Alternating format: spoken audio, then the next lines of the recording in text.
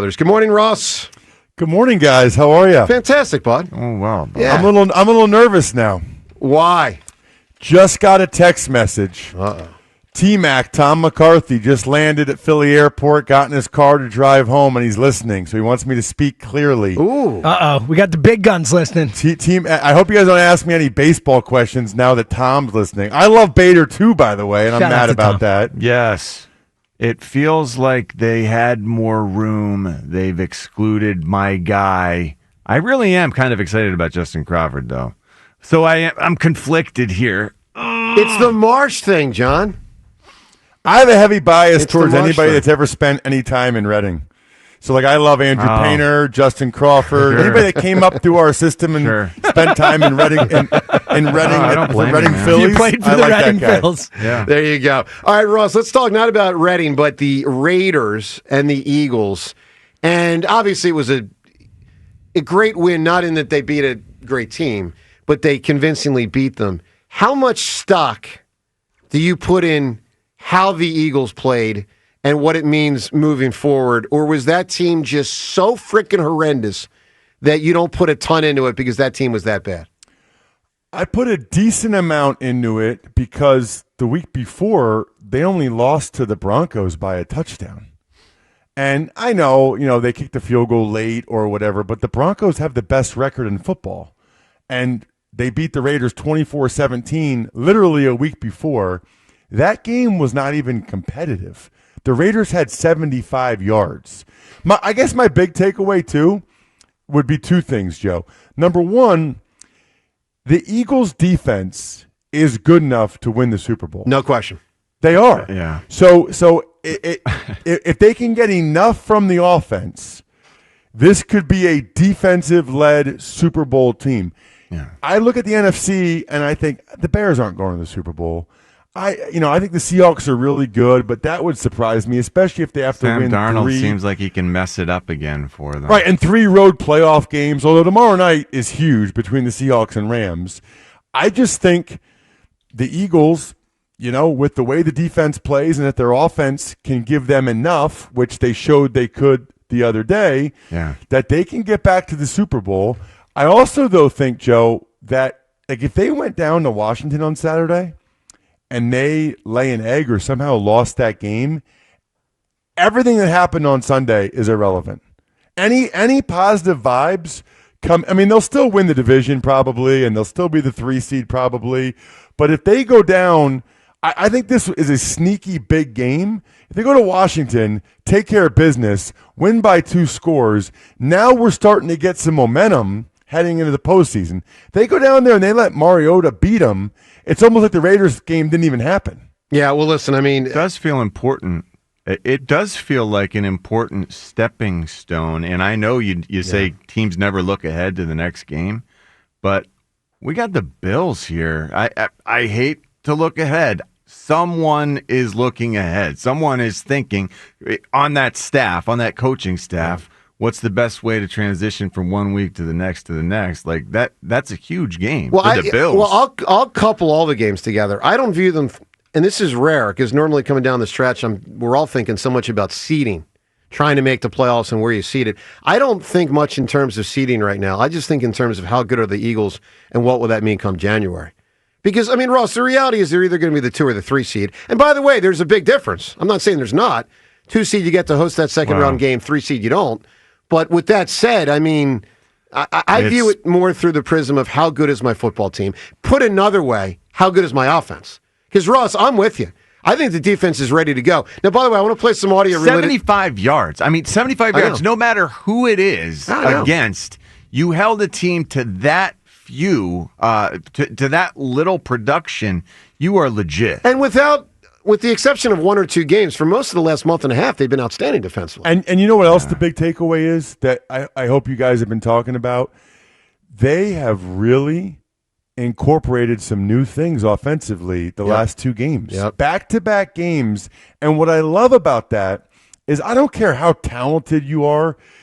If people have a really good idea for what you're doing, like they did with the Eagles. It's gun, RPOs, it's inside zone, it's isolation routes outside the numbers for the receivers.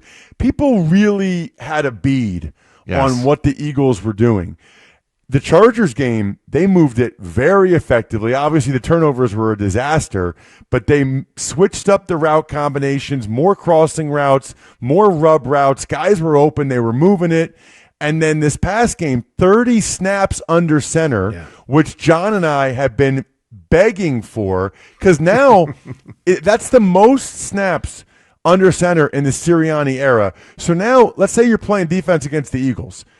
Well, they haven't shown that much under center. So if they're going under center a lot against you a lot, you don't really know what's coming. Think about how open Goddard was on some of those boots and play actions.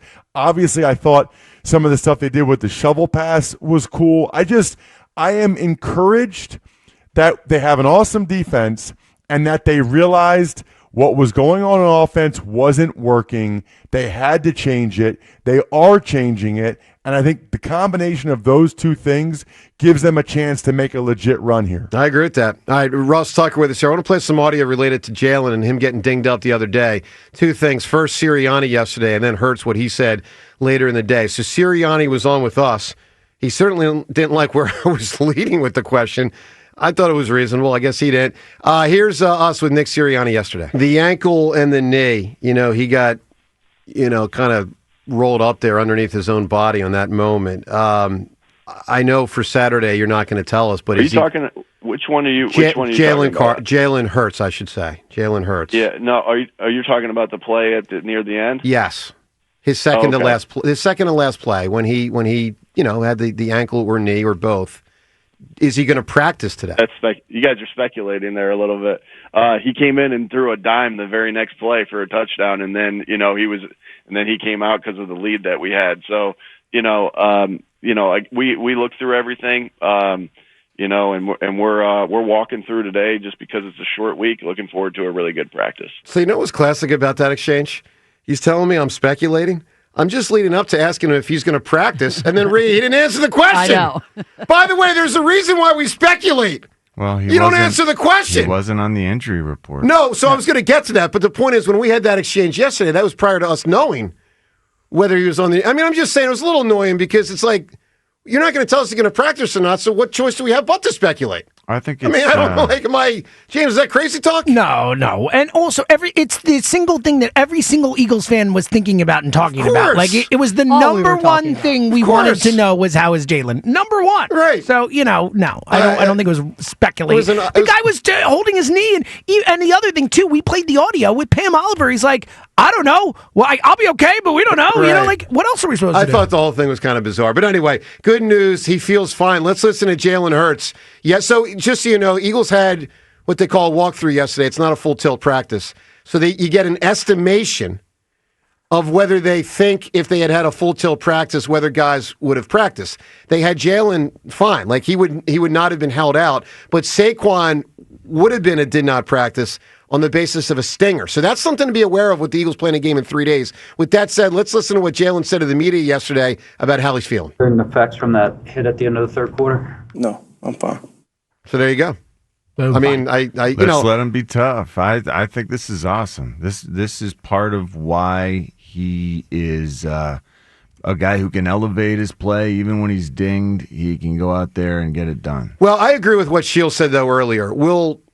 Like Ross, one of my theories is he's going to run less in the next 3 games because of that moment the other day. Like he ran effectively, but we all know there's a risk. And I fear, Ross, while he's at his best when he's running, for all that does, not only for that play, but the threat for other plays, and it helps Saquon, it helps the passing game, it helps the whole offense. I fear, Ross, he's going to run less now because of that moment.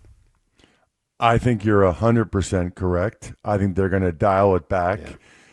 They know they needed to win on Sunday. They got the win.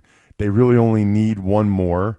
I think that they want to try to save that as much as they can for the playoffs and then break it out in those games. Yeah. By the way, that's another thing that makes the Eagles very dangerous. Maybe this is part of why they're so good late. Jalen doesn't have to hold back any longer when it's the NFC Championship game, when it's the Super Bowl. It does feel like there's always some element of he's, holding back a little bit as he's getting out of bounds and saving himself, avoiding the hit. At some point when you get, past this point, but at some point when you get late in the year, he'll take those hits and it feels like himself. John. It feels like the Eagles have something in their back pocket that the other teams don't really have. I guess the Bears with Caleb Williams to some extent, but it's not like when the Rams or the Seahawks or the Niners get to the playoffs, all of a sudden it's like, oh, they're going to run Matthew Stafford more. These other teams are doing everything they can right now to win. They're maxed out. They're maxed out. The Eagles still have one more gear to go to. I feel like to some degree, I am hoping beyond hope that Jalen is, kind of guarded and keeping and look. We've seen him. He's MVP worthy when you're in the biggest of big games because he's no longer holding back at all. At all.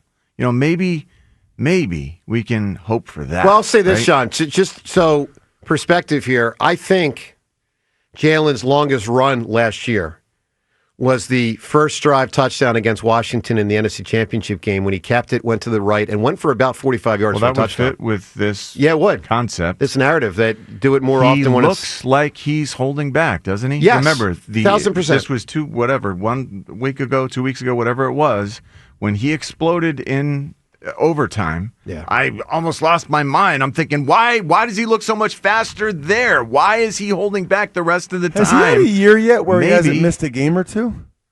No. Where he hasn't had to come out of a game? Last year he got the concussion against Washington. The year before he missed a couple games. I don't know about 21, but I know he was playing hurt. Remember he had the surgery after the season? Well, maybe 23 the whole way he might have gone, right? No. I think so. Yeah, I think 23 played the whole way. Did he? Yeah, but banged up. Yeah. But banged up.